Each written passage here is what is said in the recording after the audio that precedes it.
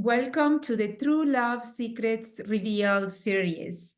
Today, we have with us the most beautiful and talented and brilliant Sandy Weiner. Sandy is the founder of Last First Date, a company devoted to helping women and some men over 40 achieve healthy, toe-curling, epic love. An international known TEDx speaker, dating and relationship coach, author of two phenomenal books, course creator and retreat leader, Sandy specializes in helping people communicate effectively, set clear boundaries in relationships, and honor themselves first.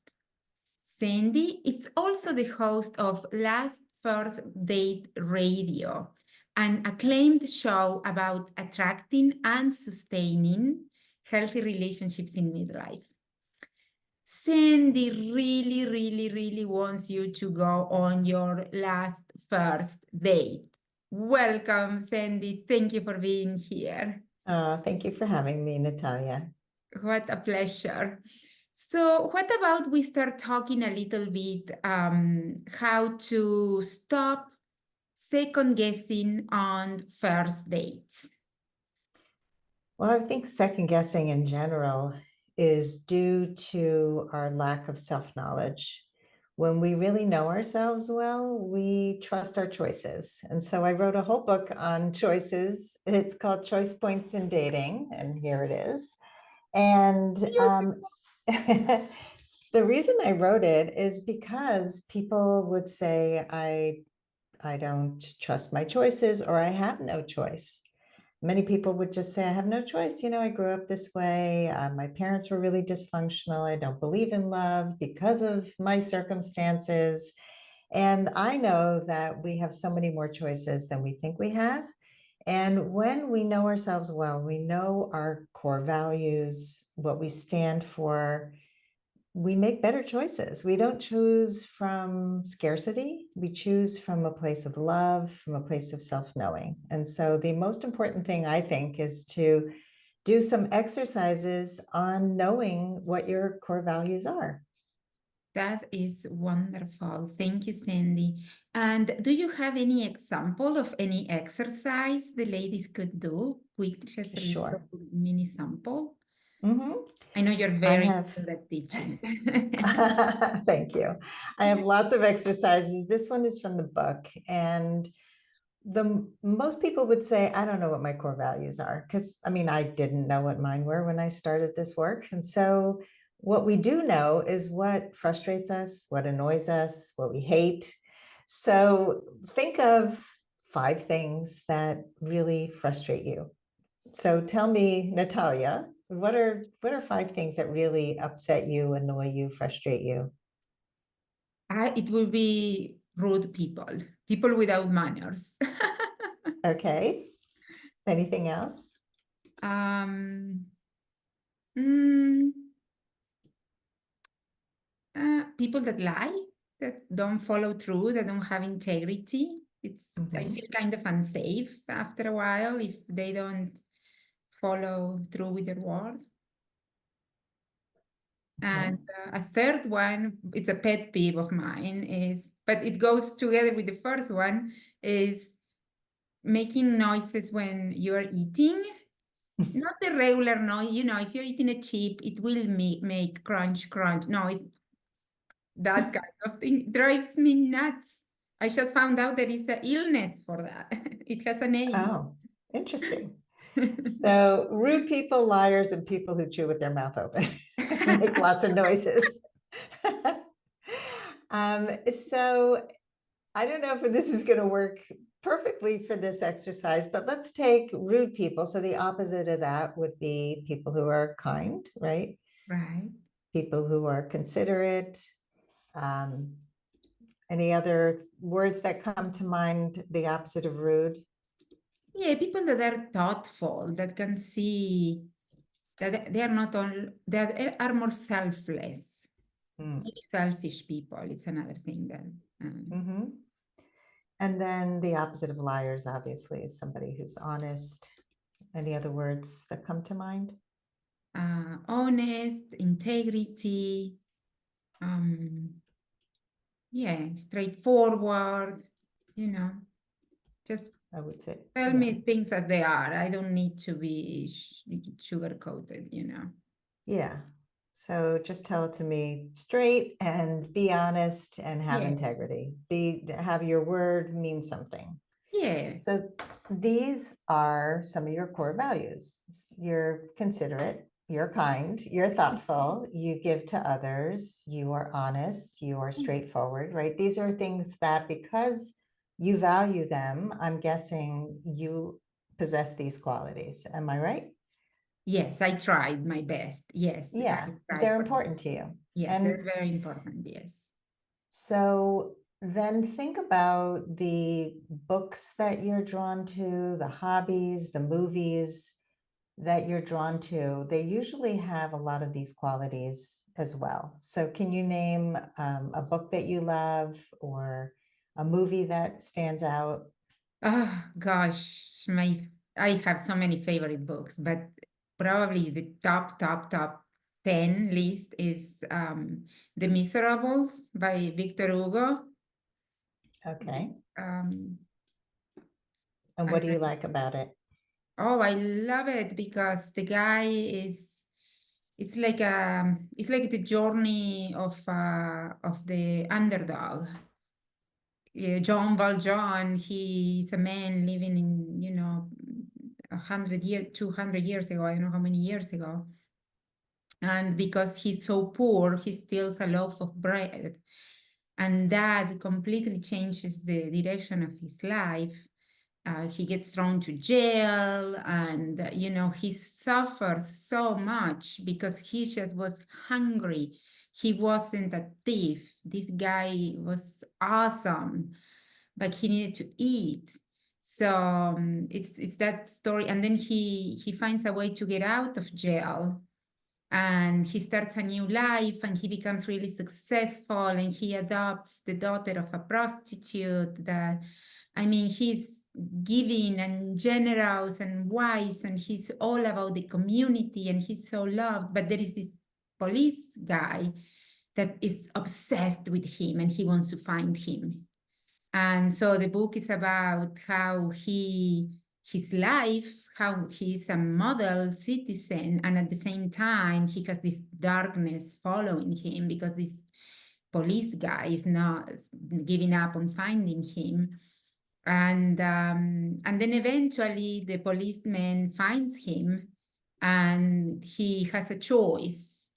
The police gives him a choice. He's like, I found a guy that fits your description, who is not you, and I can put him on jail. Or if you confess, because he didn't have any proof that he was John Valjean. He knew, but he didn't have any proof. So if you confess, I will put you in jail and free the other guy. So John Valjean says, yeah, it's me. And so he has honor. He's just amazing. And then it ends up with the policeman. It's a tragic story. But the policeman ends up facing, that he spent his whole life, he wasted his whole life chasing a man that it wasn't worth it. So he kills Mhm. himself, and John Oh, Valjean wow. is free forever. Wow. Well, so I'm picking up on some values here. It sounds like, first of all, the honor, which is really Yeah. important to you. And also, there's something about the journey of the underdog, the resilience. And I think you've shared some stories with me in the past about how you've persevered and you are a very resilient person. And so those are some of your core values, right? Right. So you love these things and you're drawn to these things because they are core to who you are. And I think we don't always understand that.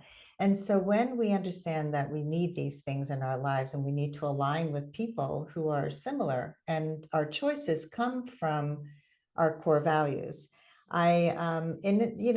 We often get attracted to somebody. They have the attraction trap where we want to be in love so badly that we're just basing our attraction just on chemistry.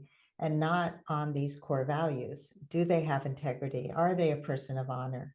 And so we really need to do that checklist of, am I just falling for this person's looks and their charm, or do they have the core values that are so important to me? And I advise people to do this exercise and stick that list up on your mirror somewhere where you can see them, because when we're filled with all these chemicals of attraction, we can't think straight. Wow, that was a great exercise. You got me almost crying. I was trying to hold my Aw. teeth. It was just you and I, I'll be trying to get my stick my act together. That was awesome. Such a great way. It's an amazing exercise because it really touches your emotions. And that's our real self. That's where the reality comes out. Yeah. Wow, Can that I was share something that happened today, actually? absolutely because I completely lost my track. You got me into coaching now.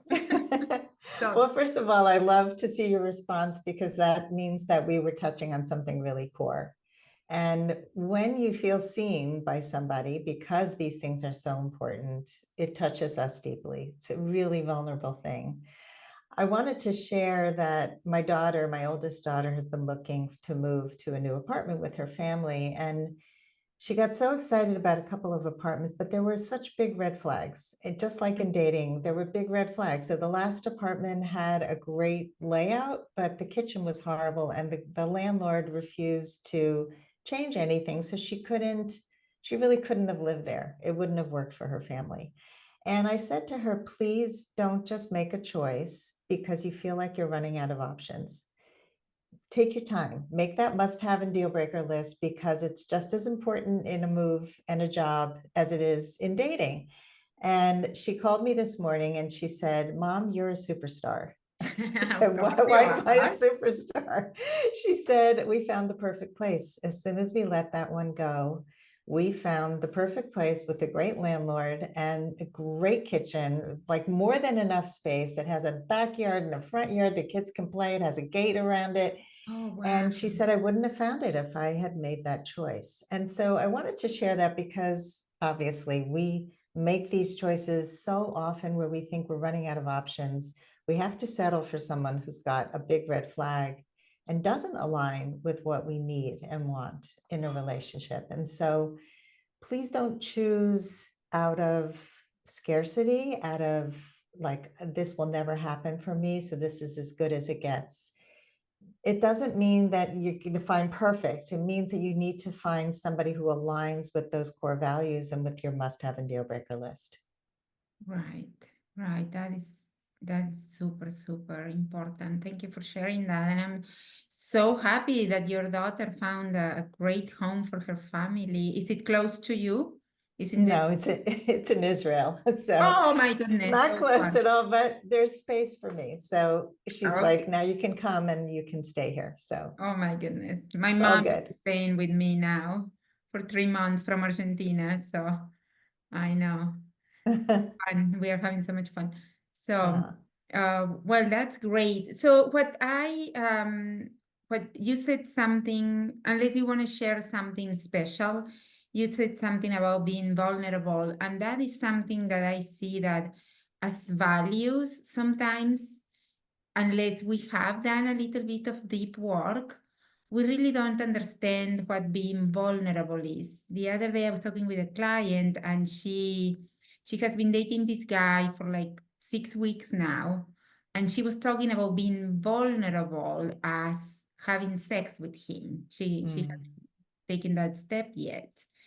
And so she was still a little bit guarded or a lot guarded and but for to her having sex was being vulnerable.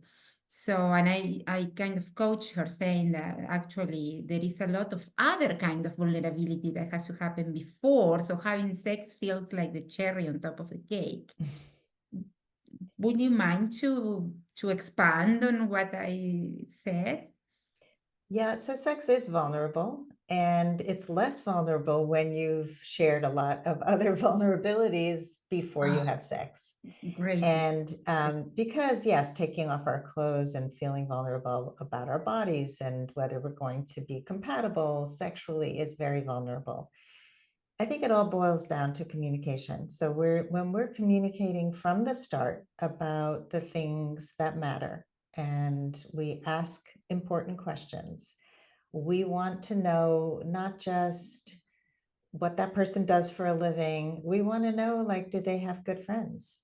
We want to ask questions about their vulnerabilities, like how do they handle conflict?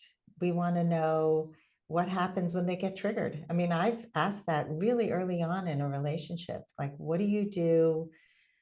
What have you done in the past that has sabotaged a relationship? That's a vulnerable question.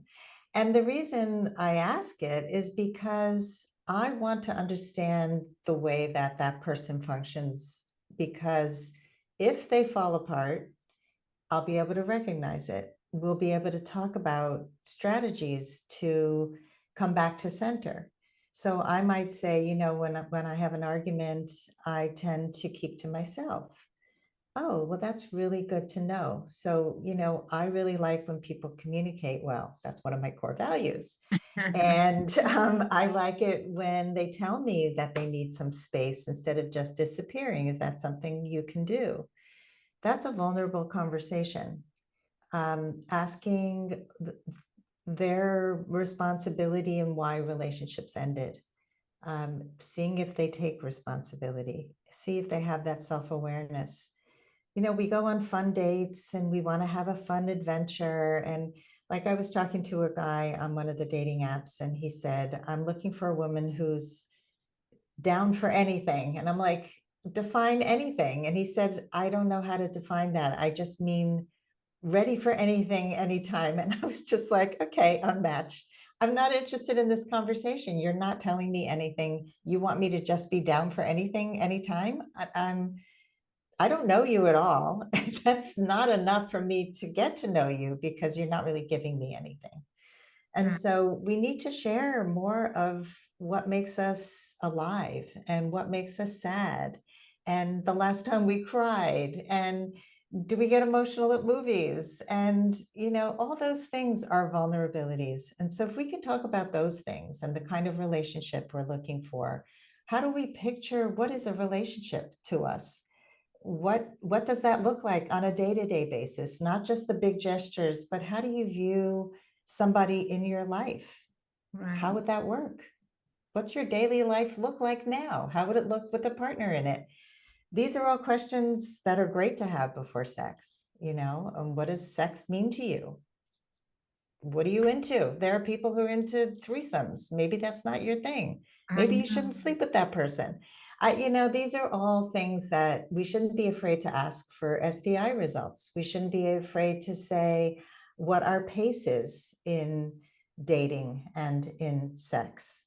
And then it's not so scary because we have agency. We don't just respond to the other person's wishes. We also know we're a choice. We know what we want and need.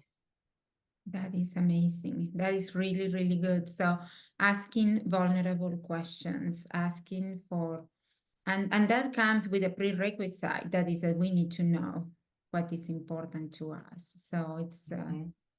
so we can ask the right questions. I always like to say that the quality of our lives is equal to the quality of the questions we ask to ourselves. It doesn't come from me. I read it somewhere and I thought, wow, that's amazing because it's the truth. It's the truth. Things are going to happen, and the questions we ask are going to determine the future. That's Yeah. beautiful. Cindy, I know you, I love, love, love the title of your show. I love the title of your website, Last First Date. I think it's genius. You coming up with that moment of grace right there. It's so amazing. I'm going to ask you as if I want to date you, what sex means to you. Okay. what last first date means to you. What do you mean Well, by I'll tell you. that? Well, somebody dating me wouldn't know I'm a dating coach. Anything means, Natalia, anything. It just means anything goes. And so to go on your last first date, which means that you're not going to go on first dates anymore. You're not going to go through all the struggles of the dates that end in one and done, or the people who ghost you and all that. But to go on your last first date, you need a bunch of things. And the most important thing is the 5 must-haves and the 5 deal breakers. Clarity. Clarity is key. So once you know, I need this in my life, I cannot have this, and I need this. So we don't settle for less than that. And they're not, it's a small list. It's 5. We're not talking about 30. But we need to pay close attention to when something pops up that feels off, that feels like a yellow flag or red flag, and get curious about those things. Don't excuse them. Don't stuff them because you're afraid to bring them up because you don't want to be too needy. It's not needy to express curiosity. It's not needy to say, hey, this doesn't work for me. I'm looking for this. It doesn't seem like you're that person, and I'm going to move on. That is not needy. It's not pushy. It's not anything but you being you. So before you say yes to the next date, check to see if he has the must-haves, if he has no deal breakers. And if not, just keep moving. You have to keep moving. Just like my daughter moved on to the next apartment, it popped up immediately. And we tend to hang on to the wrong people too long. And so I don't want people to do that. I did that so much in my life where I thought this was as good as it gets and just stay and stay and stay. The more you know and like yourself, the more you're going to connect with more people. You're going to understand if somebody's good in your life or not good in your life. And it just becomes so much less stressful because you already have a great life. Yeah, yes, that's key. So there are 5 points. Is that something that you can talk very briefly about it, Sure, or is too sure. much? I don't want to abuse you. Yeah, sure. So I think the thing that most people miss when they're doing the must-have and deal breaker lists is they do it on external qualities, they do it on what Mm, society thinks is important, but they don't check in with themselves. How do I want to feel when I am with the right partner? How do I want to feel? Not who does he need to be? From good pedigree, he went to a good school, he has a good job. None of those things matter when you're with somebody and you're having conversations with somebody. So how do I want to feel? And most women will say, I want to feel safe, because that's really important. And so what kind of safety? We want emotional safety, we want financial safety, we want sexual safety, physical safety. Then go into those things. So if you want emotional safety, who does he need to be for you to feel emotionally safe? He needs to be a good communicator. He needs to be somebody who can resolve conflict. He needs to be somebody who is emotionally regulated, isn't chaotic, and doesn't take responsibility for his life. So, figure out who he needs to be based on emotional safety. That's one that's so category. good, Or ladies. Please write it down. Thank you. this is all in my book. I have Good. lots And and which lots of exercises, last first but in the last first date book, in the choice points and dating book, choice that's points, a book. and Yeah. okay, So, and your free gift, by the way, is 2 free chapters of the choice points in dating. So I'm going to put the link on the description box. Please, please yeah. go and grab it. Yeah, so Sorry to that interrupt. those chapters will tell you a lot. This book is really so much of the past 16 years of dating coaching with my clients. I've taken all of this knowledge and put it in a book, and with exercises, with tips on how to know how to think about dating, the mindset you need to have, how to choose the right partner, how to know when to stay, when to go, how to know it's your last first date, and so much more. And so if you download those 2 free chapters, you're going to start getting a taste of what this book is about. And I hope that you grab your copy. Yes, they will. So please, let's go number 2. We talked about number 1. Number 2? Well, so for the 5 must-haves, Yes. yeah, so let's say the emotional safety, let's talk Okay. about financial safety. So if it was financial safety, then who does he have to be? He has to be somebody who's financially responsible, not financially safe, or what if we secure is what most people say, but Mhm. responsible, meaning he saves money for retirement. He is not in debt, or if he is in debt, he's getting out of debt. If he lost wealth, he's rebuilding wealth. Like, look at who he is and how he takes care of money, if that's important to you. So look at all of those areas of safety, and then who does he need to be in order for you to feel safe? Somebody's got to respect the things that are important to you, just as you would respect the things that are important to them. And if they're chaotic about all these things, if they're, just don't care, then that's good information. It's not that they're bad people, they're just not right for you. Great. Oh my God, Sandy, I could keep you here forever, but we can't this time. So please go and grab the free gift from Sandy. And from there, you can keep going on your own. You can have a talk with her. Are you still coaching or? Oh, yeah. Yes. Yeah. I have private coaching, group coaching. I Okay, have all kinds of ways. I have good. do-it-yourself courses on my website, lastfirstdate.com. Lots of ways to be in touch. And Oh, and also your show. Is your my show podcast is on on the a it's on the podcast? website. Okay, so the website is the best place to go and Hmm. see all you have to offer because you are amazing. You're brilliant. You really know what you're talking about.